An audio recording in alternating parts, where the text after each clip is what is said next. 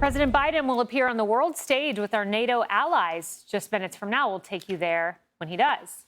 And this is all as he faces new calls to step aside, now from a growing number of frustrated Democrats publicly warning that Biden is going to lose to Donald Trump come November. Hello, everyone. This is Outnumbered. I'm Kayleigh McEnany. Here with my co-host, Emily Compagno.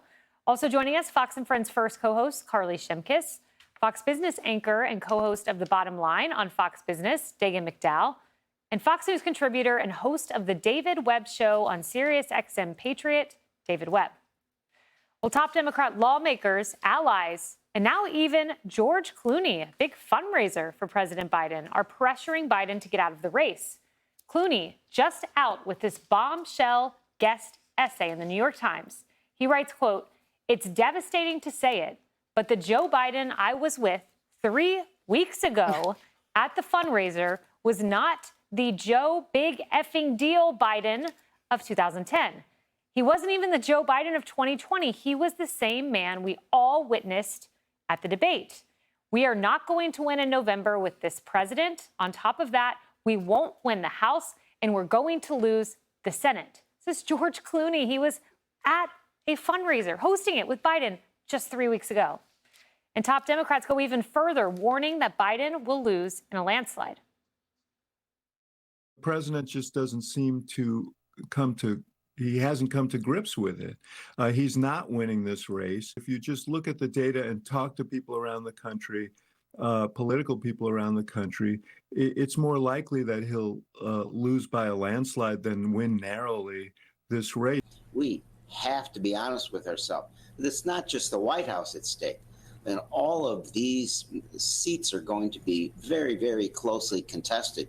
So the top of the ticket is essential. Just like in 2020, when everyone said Joe Biden's the guy, let's get behind him, I think we need a different choice if we're going to be able to beat Donald Trump. I still think I'll stand by my thing that he won't run. But if he does, we're just making a idiotic choice. We're losing. We're not winning. Donald Trump is on track, I think, to win this election. And maybe win it by a landslide and take with him the Senate and the House. You know, Emily, I heard David Axelrod say yesterday that he can't find or think of Democrats who are willing to go into Biden's living room and communicate to them face to face some of the things that we're hearing on TV or mostly behind the scenes. You can't get closer, most likely, to the Biden living room than a New York Times op-ed that's probably on the coffee table with George Clooney, one of your big fundraisers, saying it's time to go, Joe. That's right. I have to point this out at the risk of being obvious, but George Clooney is a mega donor. He's not only a mega donor, but he's also the top biller for fundraising. He is who this president has been trotting out since, by the way, before 2020 to say, hey, everyone, fall in line, donate as much as you can to my campaign. The thing that's notable about this, I want to make 2 points. Number one, that this is indeed a very, very public breaking of the guards, right? This is not a off-the-cuff answer to a reporter. This is not a text that was leaked. This is an op-ed that was published. If there's not a call to arms in this, then I don't know what is. And the second thing is that the question remains, who encouraged him to do this? Was it George Clooney himself? I wonder. I doubt it. So I think behind the scenes, there's someone or people that are far more persuasive, far more leading behind the scenes that said, hey, George, we need you now to do this. But the bottom line is, what now? As he says, he goes on to say, let's hear from Wes Moore, Kamala Harris, Gretchen Whitmer, Gavin Newsom, Andy Beshear, J.B. Pritzker, in that order. Let's agree, he says, that the candidates not attack one another, but in the short time we have, focus on what will make this country soar. Then we can go into the DNC and figure it out. And final point, if all of a sudden this is a catastrophe and now everyone is seeing the light, well, what about the president governing? Where was his calls for him to step out as we've all lost servicemen and women and Americans under Biden's watch? You know, Carly, we hear often from White House, from top officials, he's healthier than the rest of us. Younger aides can't keep up with him. Well, what we were just looking at a moment ago was images from a fundraiser 3 weeks ago. And George Clooney is basically saying to all the White House talking points we're hearing, that's not true. I saw him face to face. It's the same guy on the debate stage. Yeah, he said in the op-ed, the debate essentially was not a one-off. I saw this during the fundraiser, one of the biggest fundraisers of this election cycle. And something that I was thinking about before this op-ed came out is that, remember when you were younger and you were too afraid to dive into the pool because the water was cold, so you walked in slowly and you were miserable every step of the way? That's kind of like how Democrats have been since the debate, where no one with real political sway has dove into the Joe Biden has got to go pool. So the whole party is miserable and doesn't really know where to go. Now we've talked a lot about how celebrity endorsements don't have really sway, but a celebrity opposition is like a totally new thing. And I don't. What will the fallout be of this? I mean, Hollywood isn't Capitol Hill. Sometimes there is very significant crossover. It could provide cover for other big donors, big celebrities to say, you know, Joe Biden, you must step aside because of all the really well-written points that George Clooney gave in his op-ed. The other thing that I thought was very notable today was Nancy Pelosi. Yes. When she was asked, would you like Joe Biden to run for re-election? And her response essentially was, I want Joe Biden to do what he wants to do. That's like a very polite way of saying something when you think in your head about the big hook and you're yanking Joe Biden off the stage. We have that. He's got to go. Okay, yeah, let's watch it. We have that. That's exactly what it was. I mean, I was as stunned as you were, Carly. Here she is this morning on Morning Joe. Does he have your support to be the head of the Democratic ticket? As long as the president it's up to the president to decide if he is going to run. He has said he has made the decision. He has said firmly this week he is going to run. Do you want him to run? I want him to do whatever he decides to do. And that's the way it is. Whatever he decides, we go with. I think it's really important, and I would hope everyone would join in, to let him deal with this NATO conference. This is a very big deal. Over 30 heads of state are here. He is the host of it, and that means not just hosting, it means orchestrating the discussion and setting the agenda, and he's doing so magnificently. And I've said to everyone, let's just hold off. Whatever you're thinking, either tell somebody privately, but you don't have to put that out on the table until we see how we go this week. Huge deal. Jake Sherman said it was like a bomb going off on Capitol Hill. She says, I will wait for Biden to decide. One problem, Biden has decided. What's Joe going to do? Is he going to stay in the race? Is he going to drop out? What's he going to do? Well, here's my answer. I am running and going to win again. Are you confident you can serve another 4 years? I'm positive. I don't think anybody's more qualified to be president or win this race than me. The bottom line here is that we're not going anywhere.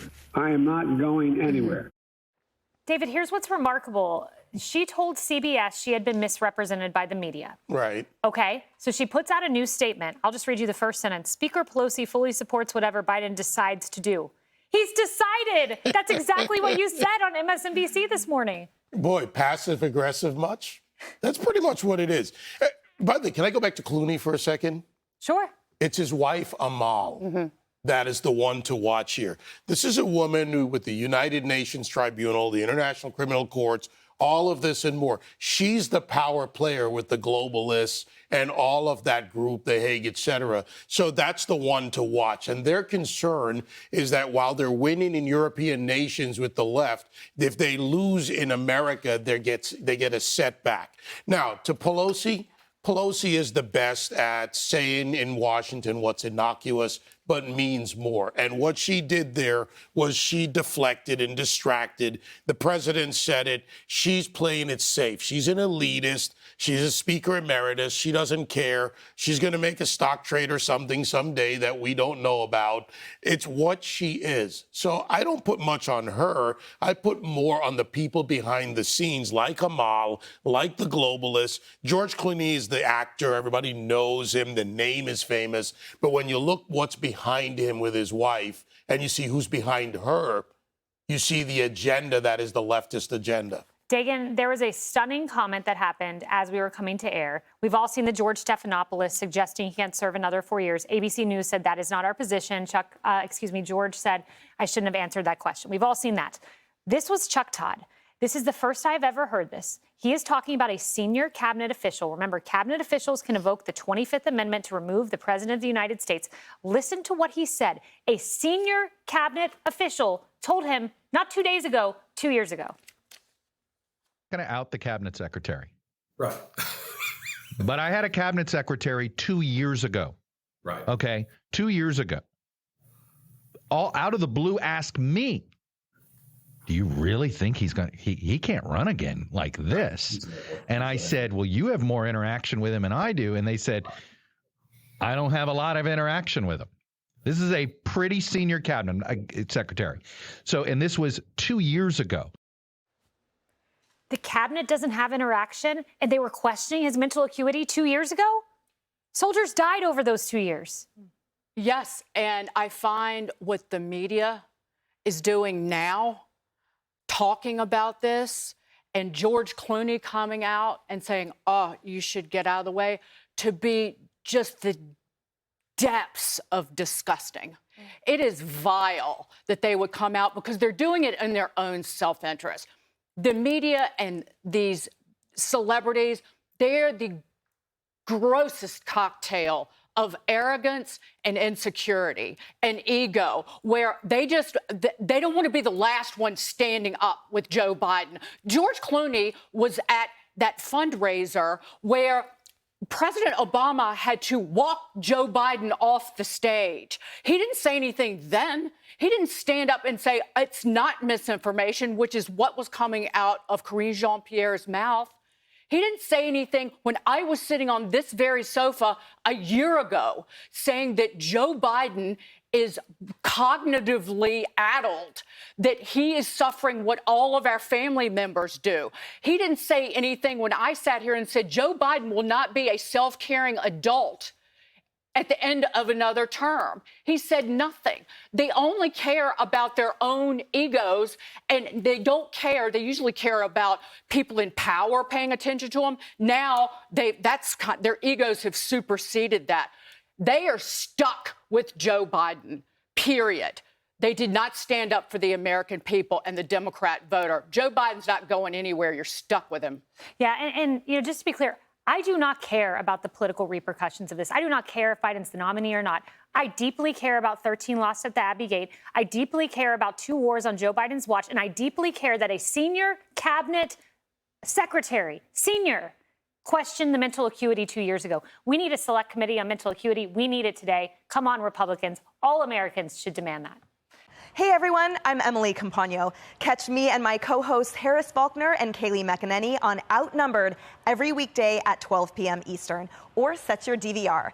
Also, don't forget to subscribe to the Fox News YouTube page for daily highlights.